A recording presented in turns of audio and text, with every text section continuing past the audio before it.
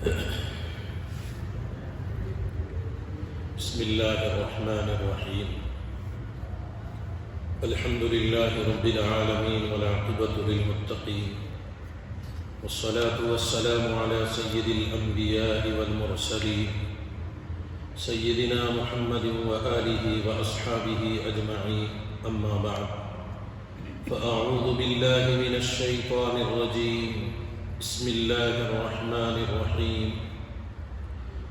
والتين والزيتون وطور سينين وهذا البلد الأمين لقد خلقنا الإنسان في أحسن تقويم ثم رددناه أسفل سافلين إلا الذين آمنوا وعملوا الصالحات فلهم أجر غير ممنون فما يكذبك بعد بالدين أليس الله بأحكم الحاكمين.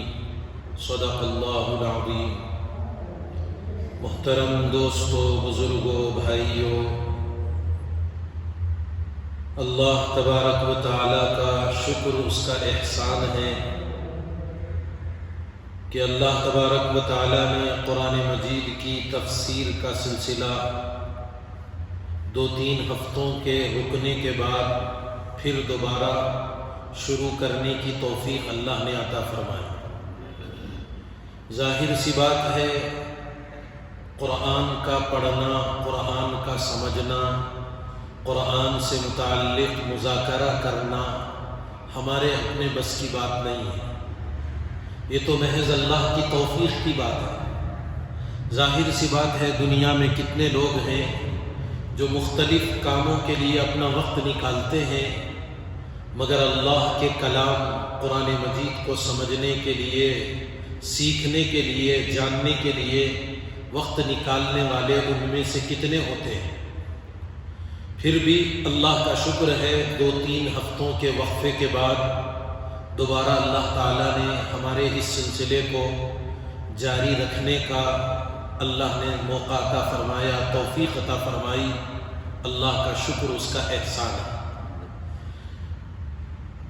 ہمارا جو تفسیر کا سلسلہ گزشتہ سورہ علق کے ختم تک چلا تھا، اس سے پہلے والی جو سورت ہے سورۃ التین، تین کے معنی عربی زبان میں انجیر کے، انجیر کا پھل، اس کا ایک درخت ہوتا ہے. تو اللہ تبارک و تعالی نے اس سورت میں تخلیق انسانی کا ذکر فرمایا کہ انسان کو کیسے بنایا گیا، انسان کی پیدائش کا نظام اللہ نے کیسے کیا ہے. ساری دنیا کے اندر بے شمار ہزاروں لاکھوں قسم کی مخلوقات اللہ نے پیدا فرمائی. ہم اور آپ جانتے ہیں کہ ہر مخلوق ایک نرالی انداز کی ہوتی ہے. آپ دیکھو جانوروں میں کچھ جانور کیسے خوبصورت ہوتے، خرگوش ہے، ہرن ہے، ایسے ہی کتنے بے شمار جانور، ہر جانور کا ایک الگ رنگ، روپ، ایک اس کی اپنی خوبصورتی ہے. پرندوں میں آپ دیکھیں گے کتنے قسم کے پرندے اللہ تبارک و تعالیٰ نے بنائے، اور ایک ایک میں کتنی قسمیں اس کی بنائی گئی. طوطا ہے، کتنے قسم کے وہ ہوتے ہیں، اور کبوتر ہے، کتنے قسم کا اس میں اللہ نے اس کو بنایا ہے. مور ہے، کتنے ایسے پرندے، کتنے ایسے چرندے اور کتنے ایسے جانور اللہ نے دنیا میں بنائے. لیکن اللہ کا نظام دیکھیے، ہر ایک اپنے اپنے طور پر خوبصورت سے خوبصورت ہوتا ہے. جانور، ہر جانور کا ایک الگ الگ اس کے اللہ کی بناوٹ، اس کی ساخت، اس کی ترتیب کا ایک نظام. لیکن اللہ تبارک و تعالیٰ کا نظام دیکھیے، ان ساری مخلوقات میں اللہ نے انسان کو اشرف بنا کے پیدا فرمایا. آپ سوچئے، بظاہر دیکھنے میں ہم اتنے خوبصورت بھی نہیں نظر آتے جتنا ایک خرگوش نظر آتا ہے، جتنا ایک ہرن نظر آتا ہے، جتنا ایک بلی باز خوبصورت ہوتی ہے. وہ نہیں، کچھ جانور ایسے ہیں جو بے انتہا خوبصورت ہوتے ہیں، دیکھنے میں وہ بہت زیادہ خوبصورت نظر آتے ہیں. لیکن ان سب کے باوجود اللہ تعالیٰ نے کسی مخلوق کو اشرف نہیں بنایا، یعنی جانوروں میں دیگر انسان کے علاوہ کسی اور کو اللہ نے اشرف نہیں بنایا، ان کو اشرف ہونے کا لقب نہیں دیا، انسان کو اللہ نے اشرف بنایا۔ سوال یہ پیدا ہوتا ہے کہ انسان کو اللہ نے اشرف المخلوقات میں سے کیوں بنایا، کس بنیاد پر؟ ایک جگہ ایک تفسیر میں ایک واقعہ، یعنی ایک تفسیر میں لکھا گیا ہے کہ انسان کو اشرف بنانے کی وجہ کیا ہے؟ کیا دوڑنے میں انسان کسی جانور کا مقابلہ کر سکتا ہے؟ کیا دیکھنے میں کسی جانور کا مقابلہ کر سکتا ہے؟ سونگھنے میں کسی جانور کا مقابلہ کر سکتا ہے؟ کھانے میں کسی جانور کا مقابلہ کر سکتا ہے؟ بوجھ اٹھانے میں کسی جانور کا مقابلہ کر سکتا ہے؟ آپ دیکھیے دوڑنے میں انسان خرگوش کا مقابلہ نہیں کر سکتا ہے، ایک معمولی سا جانور ہے لیکن اس کا مقابلہ، اس کے پیچھے انسان دوڑ نہیں پائے گا۔ اور دیکھنے میں ایک کوے کا مقابلہ نہیں کر سکتا ہے۔ اللہ کی شان ہزاروں فٹ اوپر رہتا ہے، کئی میل اوپر رہتا زمین سے، چیل ہزاروں فٹ اوپر رہتی ہے لیکن وہاں سے اپنے شکار کو جو زمین میں ہوتا ہے وہ دیکھ لیتی ہے آرام سے۔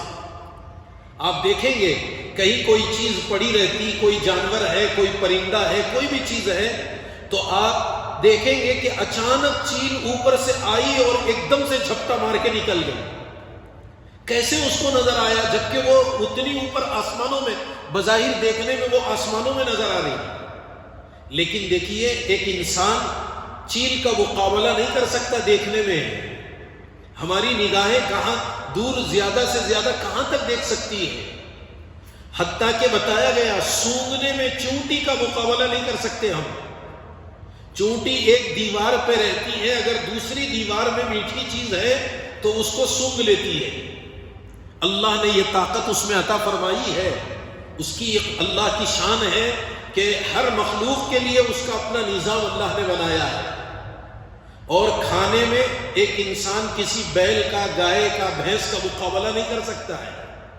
آپ دیکھیں گے صبح سے شام تک چارہ سامنے ڈال کر کے چھوڑیے، وہ کھاتے کھاتے کھاتے ہی رہتا ہے۔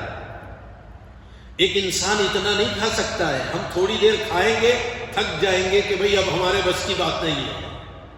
تو سوچئے انسان نہ تو کھانے میں کسی بیل کا مقابلہ کر سکتا ہے، نہ دوڑنے میں کسی خرگوش کا مقابلہ کر سکتا ہے، نہ دیکھنے میں کسی کوے اور چیل کا مقابلہ کر سکتا ہے، نہ سونگھنے میں چونٹی کا مقابلہ کر سکتا ہے، بوجھ اٹھانے میں کسی بیل کا مقابلہ انسان نہیں کر سکتا۔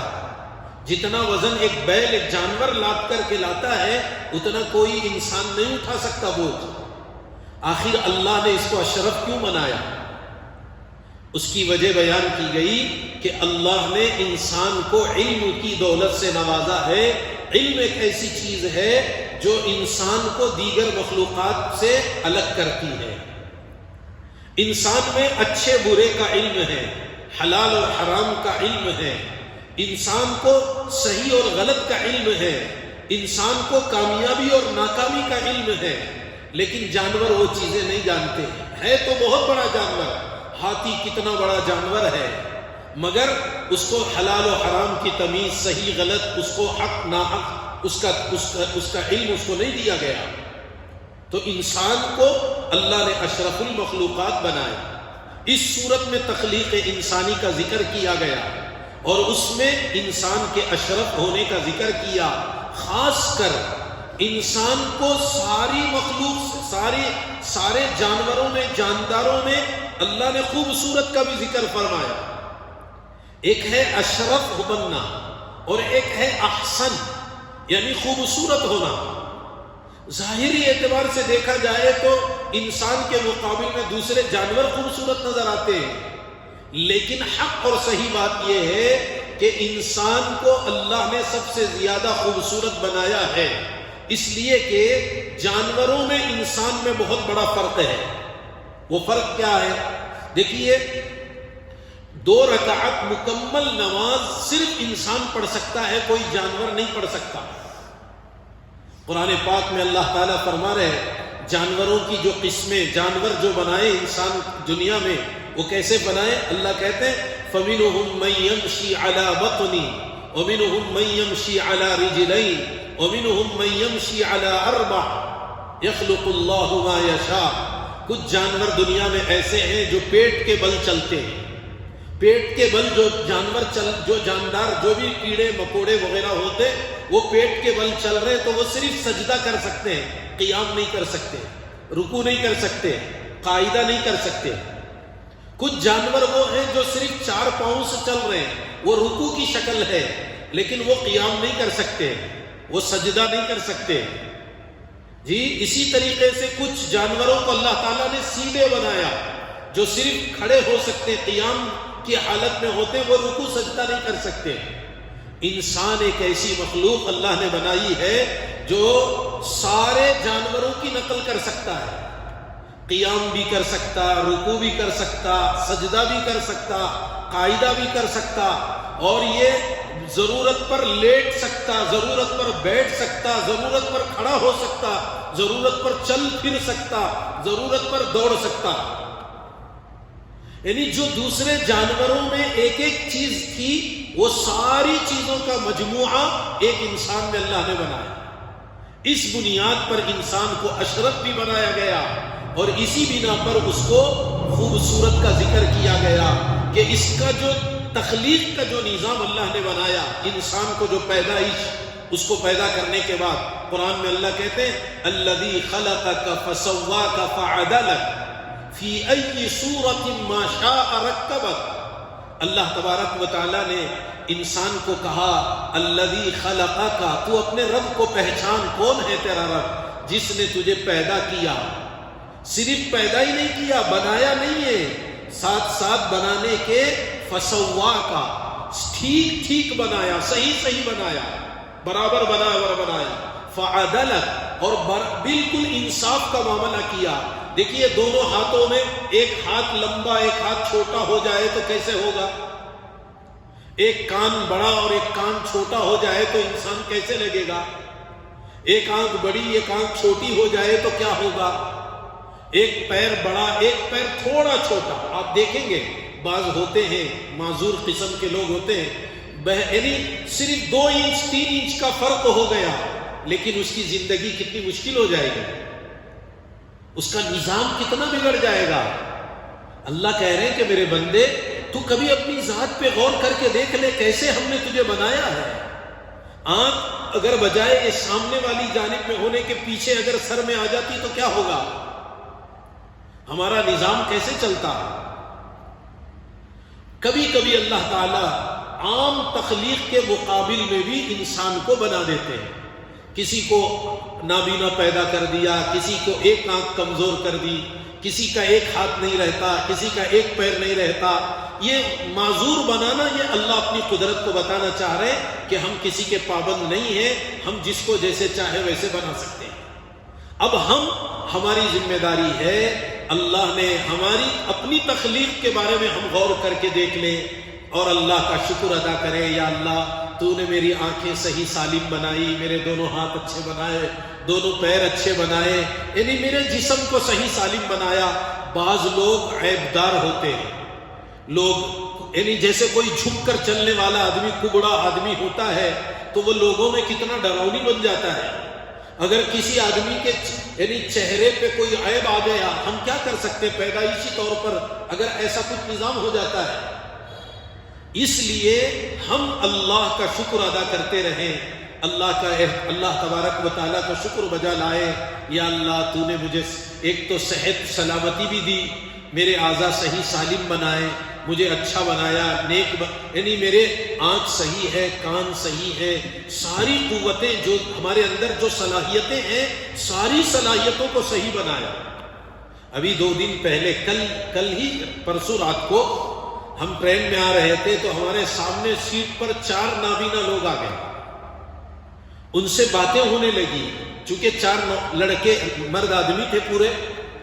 عجیب اتفاق ہے کہ ان سے معلوم ہوا کہ بھئی آپ کہاں جا رہے ہیں، کدھر جا رہے ہیں، سفر ہے، ٹرین میں ساتھ بیٹھے ہوئے ہیں تو بات چیت تو ہوگی۔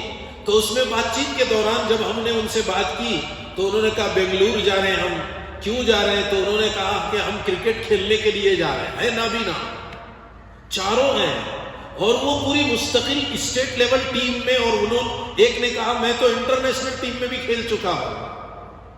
عجیب بات ہے، پورے کے پورے نابینا سفر کر رہے ہیں، کیسے جائیں گے؟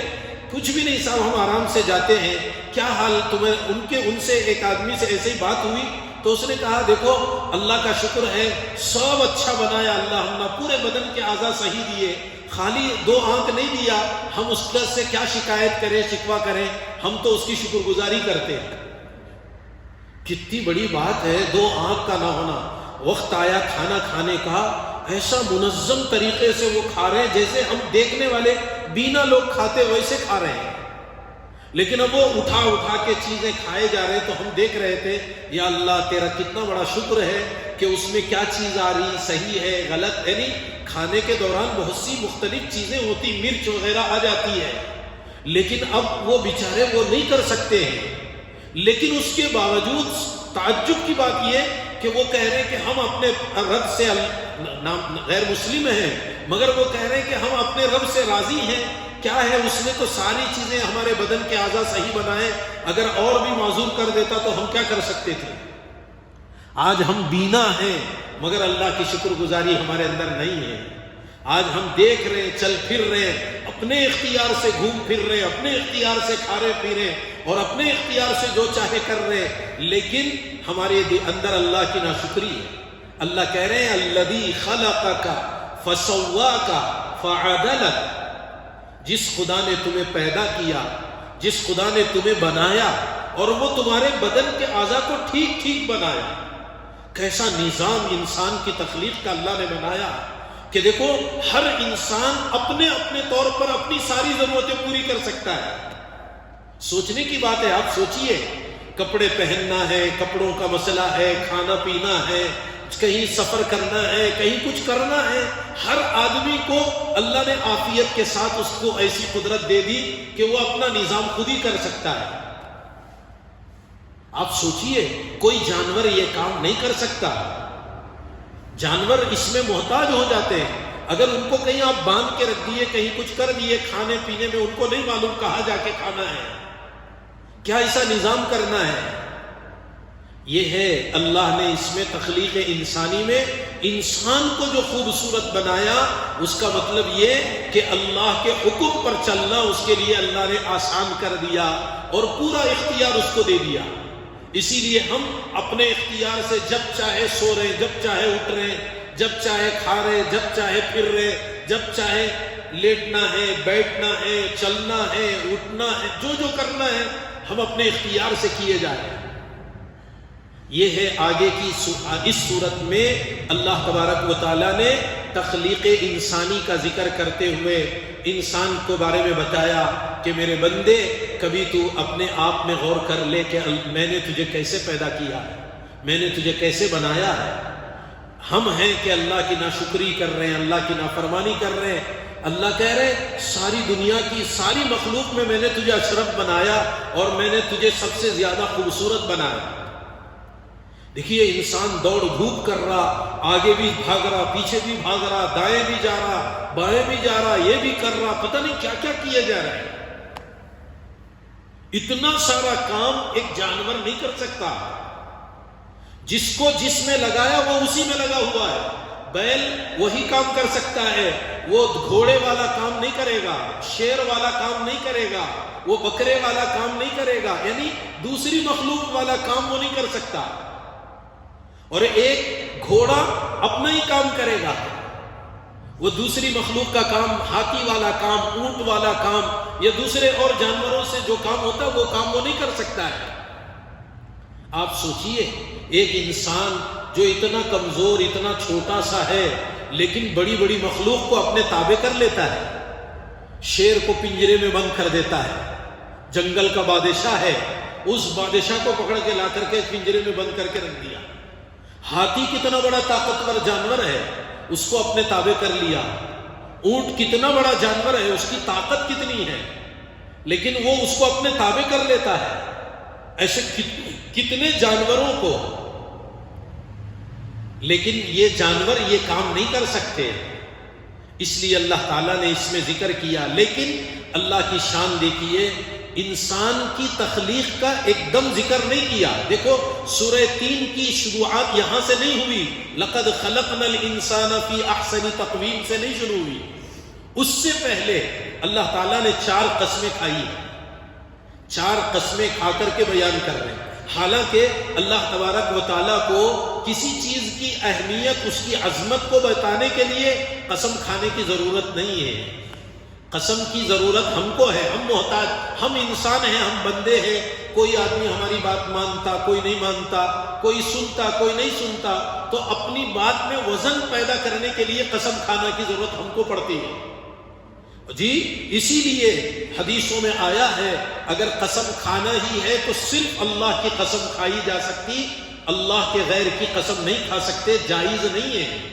لوگ کہتے ہیں تمہارے سر کی قسم، رزق ہاتھ میں پکڑے ہوں، نعوذ باللہ، رزق کی قسم، فلاں چیز کی قسم، فلاں چیز کی قسم. یہ گناہ ہے، غلط کام ہے.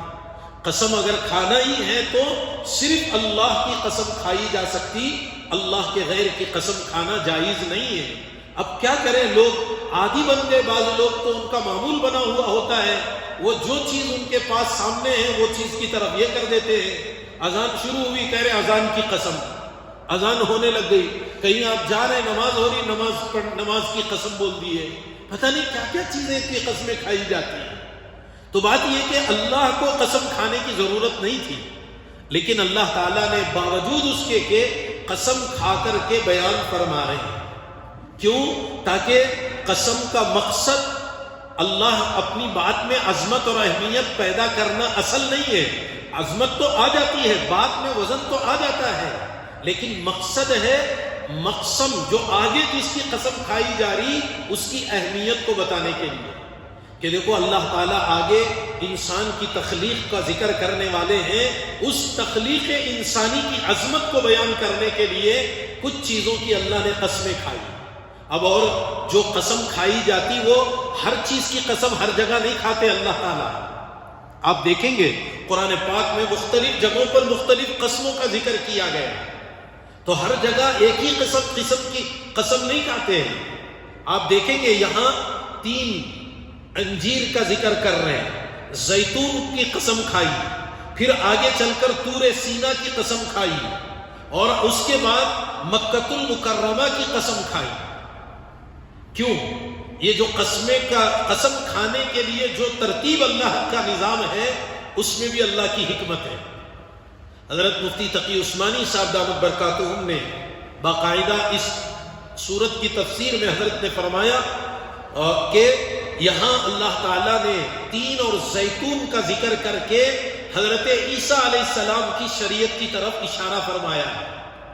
اس لیے کہ عیسیٰ علیہ السلام قرب قیامت فلسطین میں بیت المقدس میں اتریں گے میناروں پر، وہاں سے وہ دنیا میں تشریف لانے والے ہیں. فلسطین کا ذکر اس کے ذریعے سے کر کے، چونکہ انجیر اور زیتون کی زیادہ تر پیداوار دنیا میں وہیں ہوتی ہے، اس کے ذریعے ارض مقدسہ فلسطین کا ذکر کر رہے ہیں اللہ تعالیٰ. حالانکہ دیکھنے میں ہم اس کو انجیر اور زیتون سے ترجمہ کر لیتے ہیں، لیکن اصل حضرت عیسیٰ علیہ السلام کی شریعت کی طرف اشارہ ہے کہ یہاں 3 شریعتوں کا حوالہ دیا گیا، اور آگے تخلیق انسانی سے بھی بڑا مقصد آگے بیان کر رہے ہیں. انسان کو اتنا اشرف، اتنا خوبصورت سب کچھ بنایا گیا، خوب صلاحیتیں اللہ نے انسان میں دی ہے. اگر وہ اپنی صلاحیتوں کو صحیح استعمال کر کے ایمان اور اعمال کے ساتھ زندگی گزارے گا تو وہ انسان کامیاب ہے. اور اگر خدا نخواستہ یہ ساری سہولتوں کے باوجود، سارے انتظامات کے باوجود اگر وہ ایمان نہیں لایا، اعمال نہیں کیا، تو پھر وہ انسان بن کے بھی خسارے میں چلا جائے ایمان اور اعمال کے بغیر. حضرت عیسیٰ علیہ السلام نے بھی اپنی امت کو یہ پیغام دیا کہ ایمان لاؤ اللہ پر اور اعمال صالحہ کر کے کامیابی حاصل کرو. اور دوسرے نمبر پر طور سینین کے ذریعے، طور سینا حضرت موسیٰ علیہ السلام کی شریعت کی طرف اشارہ ہے. حضرت موسیٰ علیہ السلام کو اللہ تعالیٰ نے کوہ طور پر بلا کر کے نبوت عطا فرمائی. حضرت موسیٰ علیہ السلام مدین سے واپس آ رہے تھے تو راستے میں بیوی کو درد ذہ ہوا تو اس کے لیے حضرت موسیٰ علیہ السلام پہاڑ پر آگ نظر آئی، آگ لینے کے لیے گئے تو وہاں اللہ تبارک و تعالیٰ کی طرف سے اعلان ہوا، اننی انا اللہ لا الہ الا انا فاعبدنی واقم الصلاۃ لذکری۔ مختلف جگہوں پر سورہ یعنی الگ الگ سورہ قصص میں الگ انداز میں بیان کیا گیا، اور بھی بہت سی کئی جگہوں پر حضرت موسیٰ علیہ السلام کا قصہ نقل کیا گیا۔ 19ویں پارے میں بھی آخر میں ذکر کیا گیا، 20ویں پارے میں بہت تفصیل سے بیان کر دیا گیا۔ تو حضرت موسیٰ علیہ السلام کو طور سینا، جو صحرائے سینا یعنی جنگل، وہ ایک صحرائے سینا ایک جنگل کا نام، وہاں ایک پہاڑ تھا اس کا نام طور، اس کو طور سینا کہتے ہیں، جہاں اللہ کی تجلی پڑی اور اللہ تبارک و تعالیٰ کی اس تجلی کے نتیجے میں وہ پہاڑ جل گیا، پتھر جل گئے، ریزہ ہو گئے۔ بعض کہتے ہیں اسی سے سرما بنایا جاتا ہے، اور اسی تجلی خداوندی کی جگہ اس پتھر کو پیس کر کے آنکھوں میں سرما بنا کے لگاتے ہیں۔ وہ الگ الگ روایتیں اقوال ہوتے ہیں، لیکن بات یہ کہ یہاں حضرت موسیٰ علیہ السلام کی شریعت کی طرف اشارہ ہے، اور اس میں بتایا جا رہا کہ حضرت موسیٰ علیہ السلام نے بھی اپنی قوم کو یہ کہا تھا کہ ایمان لاؤ، اعمال صالحہ کرو، اللہ تمہیں کامیاب کریں گے۔ دنیا اور آخرت کی کامیابی کے لیے ایمان کو شرط قرار دیا ہے، اسی لیے ہر نبی کا کلمہ شروع والا لا الہ الا اللہ ہر نبی کے ساتھ یہ تھا۔ ہر نبی کا ابتدائی پہلے توحید یہی تھی، بعد والا جملہ بدلتا تھا، موسیٰ کلیم اللہ، عیسیٰ روح اللہ، جی الگ الگ، اسماعیل ذبیح اللہ، ابراہیم خلیل اللہ۔ لا الہ الا اللہ کے بعد جیسے ہم محمد الرسول اللہ پڑھتے، پچھلی امتوں میں یہ کلمے بدل جایا کرتے تھے، لیکن توحید ایمان والا کلمہ نہیں بدلا۔ ایمان تو ایک ہے شروع سے آخر تک، اسی لیے اللہ کے نبی علیہ السلام فرمایا کرتے تھے کہ ہم سب انبیاء آپس میں بھائی ہیں۔ تو بہرحال یہاں اللہ تبارک و تعالیٰ نے انجیر کا، زیتون کا، طور سینا کا ذکر کیا۔ بظاہر دیکھنے میں یہ درخت کا تذکرہ ہو رہا، پہاڑ کا ذکر ہو رہا، لیکن اس کے ضمن میں اصلاً ان پچھلی شریعتوں کا تذکرہ کرنا چاہ رہے، اور اللہ امت مسلمہ کو یہ پیغام دے رہے کہ حضرت موسیٰ عیسیٰ علیہ السلام کو جس مقصد کے لیے ہم نے دنیا میں بھیجا، حضرت موسیٰ علیہ السلام کو جس کام کے لیے ہم نے دنیا میں بھیجا، اور آگے وَهَذَا الْبَلَدِ الْأَمِينَ میں یہ مدینہ یعنی امن والا شہر مراد مکۃ المکرمہ ہے، میرے اور آپ کے آقا سرور کونین تاجدار مدینہ خاتم الانبیاء حضرت محمد الرسول اللہ صلی اللہ علیہ وسلم کی شریعت کی طرف اشارہ ہے۔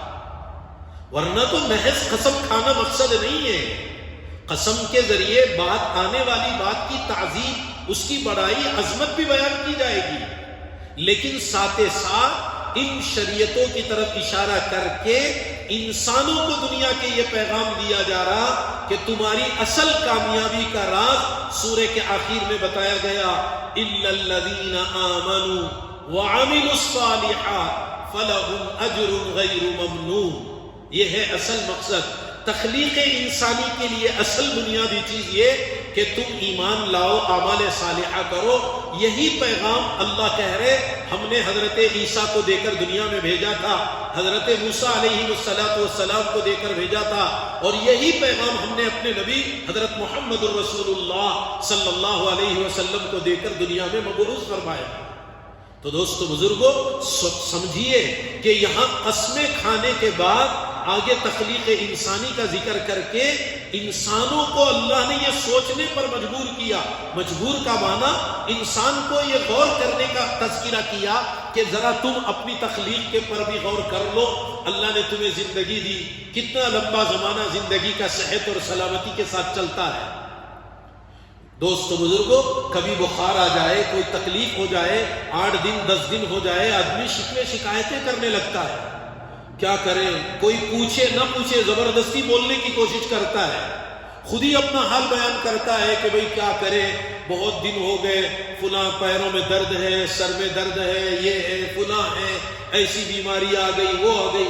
حالانکہ صحت مندی کا زمانہ کتنا لمبا ہوتا ہے، کبھی اس کا تذکرہ ہم نہیں کرتے کسی سے، بھئی اللہ کا شکر ہے، الحمدللہ اللہ نے صحت دی، اللہ نے اتنی نعمتوں سے نوازا، اللہ کا شکر ہے، اللہ کا اچھائی کا تذکرہ تو ہم نہیں کرتے لوگوں سے. بیماریاں آتی تو اب ہم یعنی اس کا تذکرہ کرتے ہیں. اللہ تعالیٰ فرما رہے ہیں میرے بندے، مرد ہو یا عورت، میری بندی ذرا غور تو کر لو، میں نے تمہیں کیسے بنایا، کیسا نظام تمہارا بنایا، کیسی تمہیں اللہ نے. دیکھو اگر خدا نخواستہ اگر نابینا بنا دیتے اللہ، آج ہم چلنے پھرنے میں کسی کے محتاج بن جاتے، کہیں جانا ہوتا تو کیسے جاتا آدمی. اور اگر معذور بنا دیتے ہاتھ پیر سے، ہم چلنے پھرنے میں محتاج ہو جاتے، کسی کے اوپر بوجھ بن جاتے. اور اگر ہم دماغ سے، اگر ہماری دماغ کی رگ کمزور ہو جاتی، دیوانے قسم کے ہو جاتے، کیا ہوتا ہمارا حال. سوچئے، کبھی بیٹھ کر کے سوچنا چاہیے. اللہ نے صحت دی، سلامتی دی، عقل دی، سب کچھ دیا، لیکن عجیب بات یہ، آج اسی اللہ کی نافرمانی اور ناشکری ہم سے بہت زیادہ ہوتی ہے. اسی اللہ کی ناشکری کرتے رہتے ہیں. ہمیشہ ہماری زبانوں پہ شکوے شکایتیں، اللہ ہم نے کیا دیا، اللہ ہم نے کیا کریا، سب دیس والوں کو دے رہا ہے، اس والوں کے پاس ہی ہے، ہمارے پاس کچھ بھی نہیں ہے. کبھی غور کر رہے جو دولت، جو نعمت صحت کی ملی ہے اور جو اللہ نے ہمیں بنایا ہے، ایک معذور کو دیکھیں گے پتہ چلے گا کہ وہ آدمی کتنا، کیسے محتاج ہو کر کرتا ہے، کیسا وہ ایک ایک کام کے لیے محتاج ہو جاتا ہے آدمی. غور کریں. حضرت عمر رضی اللہ تعالیٰ عنہ کے بارے میں آتا ہے، فرمایا ایک مرتبہ سخت گرمی کے زمانے میں وہ پیدل چل رہے تھے، پیروں میں چپل نہیں تھی. عرب کی گرمی بہت شدید گرمی ہے، تو پیروں میں تکلیف ہونے لگی دھوپ کی وجہ سے، کہ سوچنے لگے کہ یا اللہ چپل ہوتے تو کتنا اچھا ہوتا، آرام سے چلتا پھرتا. اچانک جب چلتے چلتے کچھ دور راستہ پہ پہنچے تو دیکھا ایک آدمی دونوں پیروں سے معذور زمین پر گھسیٹتا ہوا جا رہا. جیسے اس پر نظر پڑی، اے اللہ کا شکر کیا، یا اللہ تیرا شکر ہے، چپل نہ صحیح پیر تو ہے، چپل نہ صحیح پیر تو ہے ہمارے پاس، ورنہ تو وہ ویسی حالت اگر بنا دیتے تو ہم کیا کر سکتے. بھئی اللہ اگر ہمیں معذور بنا دیتا، ایک ہاتھ نہ ہوتا، ایک پیر نہ ہوتا، ایک آنکھ نہ ہوتی، یا دو بھی ہاتھ پیر نہ ہوتے، معذور ہو جاتے، دماغ اگر کمزور ہو جاتا، جو بھی ہو سکتے، جیسے دنیا میں کچھ لوگ ہوتے ہیں، اگر ویسے بنا دیتے تو ہم کیا کر لیتے. اسی لیے قرآن میں اللہ کہہ رہے وَفِي أَنفُسِكُمْ أَفَلَا تُبْصِرُونَ، کیا تم اپنے آپ میں غور نہیں کرتے، کبھی دیکھتے نہیں تم اپنے آپ میں، کبھی بیٹھ کے تنہائی میں سوچو. اللہ کی شکر گزاری کا مزاج بنے گا. اسی لیے بتایا گیا دنیا کے معاملے میں اپنے سے کمتر لوگوں کو دیکھنا، دین کے معاملے میں اپنے سے آگے والوں کو دیکھنا. اس میں دنیا کے معاملے میں اپنے سے کمتر لوگوں کو دیکھیں گے، اللہ کی شکر گزاری پیدا ہوگی، شکر پیدا ہوگا. آپ دیکھیں گے ابھی ہم لوگ ایک علاقے میں، کرچی کا ایک علاقہ ہے، وہاں گئے تو پورے مکانات سب ٹینوں کے ریک کی دیواریں بنائے ہیں اور آرام سے ہنسی خوشی گزار رہے لوگ. ہم پکی عمارتوں میں رہ کر اللہ کی ناشکری کر رہے ہیں. دیکھیں گے جب چلیں گے پھریں گے پتہ چلے گا کیسی کیسی حالتوں میں لوگ گزار رہے ہیں. مٹی کے گھروں میں لوگ آرام سے زندگی گزار رہے ہیں. آج ماربل کے پتھر لگے گھروں کے اندر، پھر بھی آج ہمیں ناشکری ہے ہمارے اندر. لوگوں کے پاس ہم ایک جگہ کھانے میں بیٹھے، معمولی یعنی جوار کی روٹی اور ایک موٹا سا چاول وغیرہ بنائے، وہ اسی میں ماشاءاللہ ان کی میزبانی ہو رہی ہے، اسی میں وہ لوگ خوش ہیں. یہاں عمدہ غذائیں کھا کے بھی اللہ کی ناشکری ہو رہی ہے. اسی لیے بتایا گیا دنیا کے معاملے میں اپنے سے کمتر لوگوں کو دیکھیں گے، اللہ کی شکر گزاری پیدا ہوگی. اور اگر اپنے سے آگے والوں کو دیکھیں گے تو ناشکری پیدا ہوگی. آج ہمارا معاملہ الٹا ہو گیا. ہم دیکھ رہے اپنے رشتہ داروں میں، دیکھو فلاں گھر میں انہوں فلاں تمہارے بھائی دیکھو کتنے اچھا گھر بنا لیے، کتنے اچھی کار لے کر گئے، اور کتنے اچھے اچھے کپڑے ہیں، اور ان کے گھروں میں دیکھو کیسے کھانے پک رہے ہیں، اور یہ ہو رہا، فلاں دیکھو کیسے کر رہے ہیں، فلاں پڑوس میں دیکھو یہ ہو رہا. تو اب ہمارے اندر ناشکری پیدا ہو رہی. اللہ تبارک و تعالی سورہ 3 میں تخلیق انسانی کا ذکر کرتے ہوئے انسان کو شکر گزاری کی طرف اشارہ کر رہے ہیں. اللہ کہہ رہے تمہیں کچھ بھی نہ ملا ہو، رہنے کے لیے گھر نہیں، کھانے کے لیے کھانا نہیں، سہولتیں ساری یعنی ظاہری کچھ بھی نہیں ملا، صحت ملی، یہی تو سب سے بڑی دولت ہے، اس پر بھی اللہ کا شکر ادا کرو۔ مال مل گیا، بیماریاں آ گئی، کیا کریں گے جی؟ انسان کو ساری سہولتیں مل گئی اور اگر اس سے فائدہ اٹھانے کا موقع نہ ملا تو کیا کرے گا انسان؟ سب سے بڑی نعمت یہ اللہ کا شکر ادا کرنا ہے۔ تو اس میں اب اور ساتھ ساتھ انسان میں بہت سی مختلف صلاحیتیں اللہ نے عطا فرمائی، جیسے درمیان میں آپ سے کہا گیا بڑی بڑی مخلوق کو اپنے تابع کر لیتا ہے، پہاڑوں کو تابع کر رہا، دیکھتے دیکھتے کچھ سال پہلے ایک جگہ پہاڑ ہوتا، بعد میں اس کو چیر کر کے اس میں سے راستے بنا لیے گئے، پہاڑ ہی منتقل کر دیا گیا، پہاڑ ہی ہٹا دیا گیا۔ کوئی آسان کام ہے؟ یہ انسان کے اندر صلاحیت اللہ نے رکھی ہے، اس کے اندر مختلف صلاحیتیں ہیں۔ ہاں اتنا حکم، اتنی بات اس میں بتائی جا رہی ہے اور یہ کہا جا رہا کہ تم اپنی صلاحیتوں کا صحیح استعمال کرو، غلط استعمال نہ کرو۔ صحیح استعمال کرو گے تمہارا بھی فائدہ ہوگا، دوسروں کا بھی فائدہ ہوگا، امت کا بھی فائدہ ہو جائے گا۔ اگر ہم غلط استعمال کریں گے اپنا بھی نقصان ہوگا، دوسروں کا بھی نقصان ہو جائے گا۔ دیکھو مثلا ایک آدمی راستے میں ہاتھ دھوتا ہے، گیلا کر دیتا ہے، تو یعنی ایک تو راستے میں کیچڑ گندگی پیدا ہو جائے گی، چلنے پھرنے والوں کے لیے تکلیف کا ذریعہ ہو جائے گا۔ اور اگر ہم خود پاک صاف رکھیں گے اپنے لیے بھی اچھا ہوگا، آنے جانے والوں کے لیے بھی پاکی صفائی، وہ بھی دوسروں کے لیے بھی فائدہ ہو جائے گا۔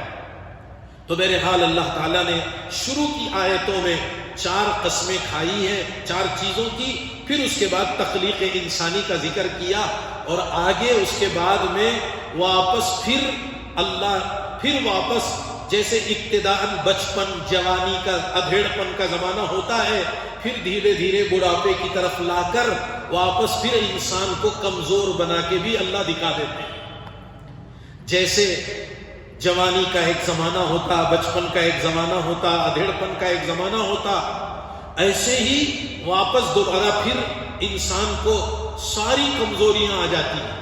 ساری کمزوریوں کا مطلب کیا ہوا؟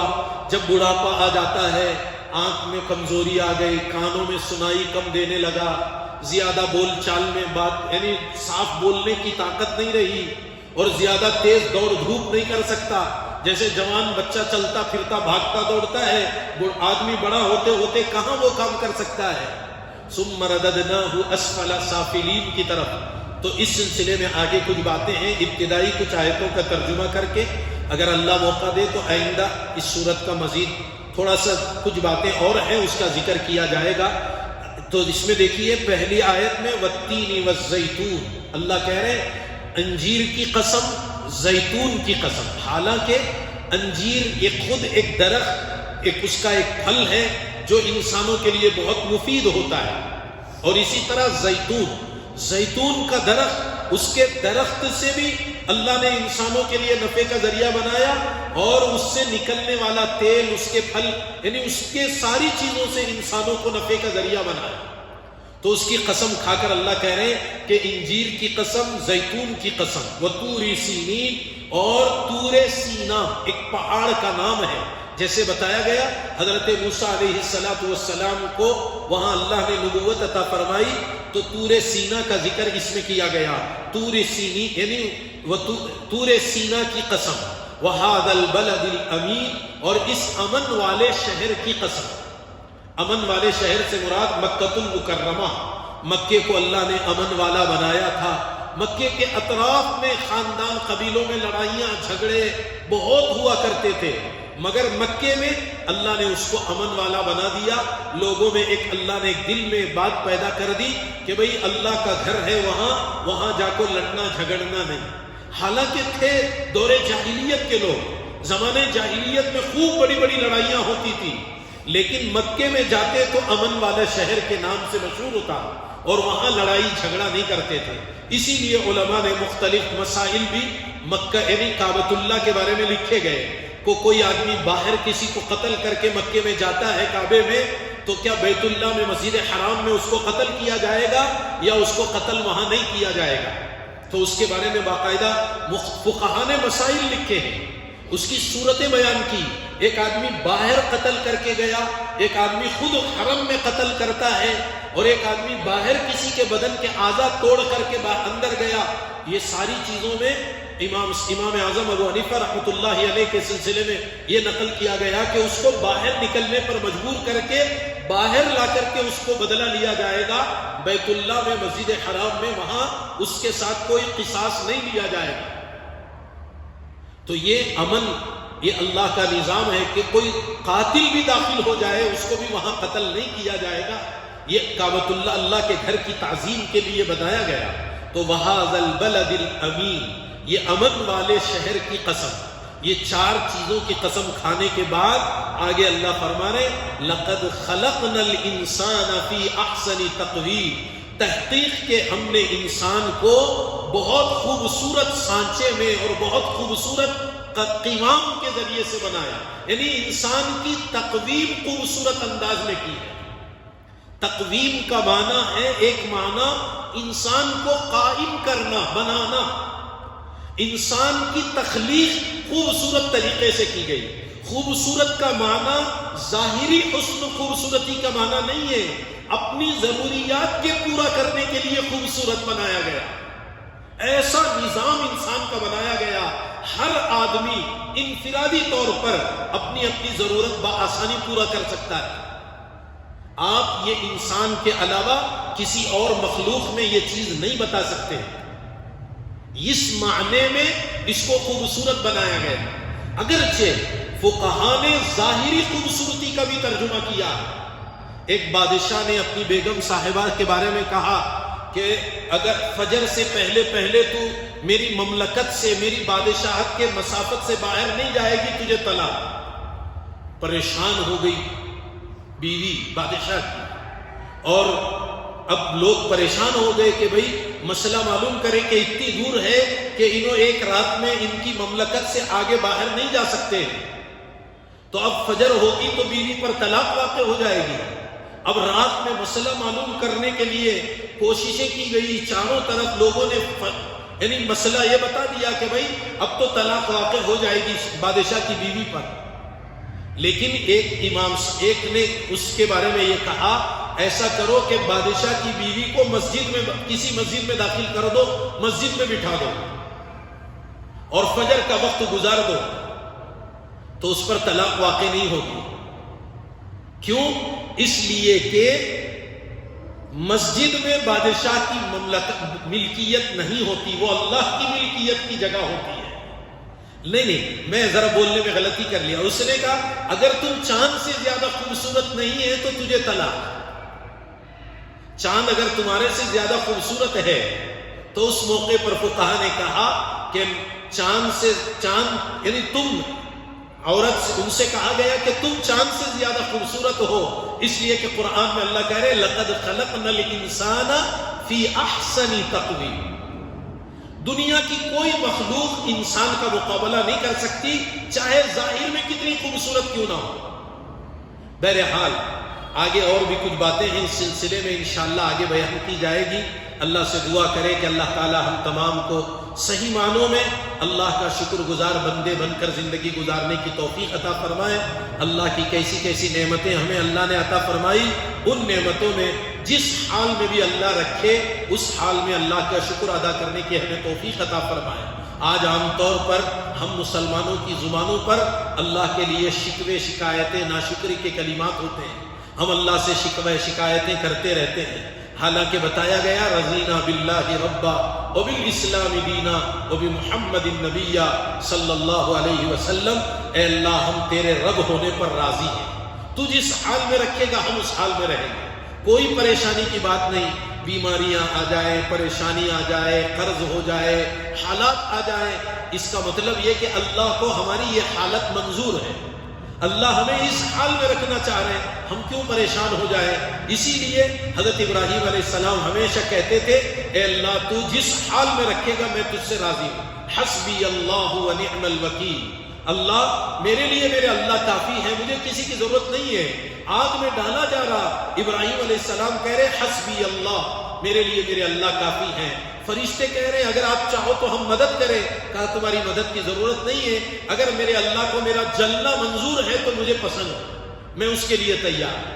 آج معاملہ یہ کہ چھوٹی چھوٹی باتوں پر اللہ کے لیے ہم شکوے شکایتیں کرتے رہتے ہیں, یہ نہیں وہ نہیں, یہ نہیں ہو رہا, فلاں نہیں ہو رہا. اس لیے ہم اللہ کی نعمتوں کی شکر گزاری کرتے ہوئے خاص کر اپنی تخلیق پر اللہ کا شکر ادا کریں کہ اللہ نے ہمیں صحیح سالم بنایا, ہمارے اعضاء کو صحیح سالم بنایا, ہمیں اللہ نے صحت کی دولت سے نوازی. بہت سی وہ نعمتیں اللہ نے عطا فرمائی جو دوسروں کو نہیں ملی ہیں, دوسروں کے پاس نہیں ہے. ایسی نعمتوں میں اللہ نے رکھا ہے. ہر حال میں اللہ کا شکر ادا کرتے ہوئے زندگی گزاریں گے, اللہ ہماری نعمتوں میں اضافہ کریں گے. اللہ ہمیں عمل کی توفیق عطا فرمائے. آمین. وآخر دعوانا ان الحمد للہ رب العالمین.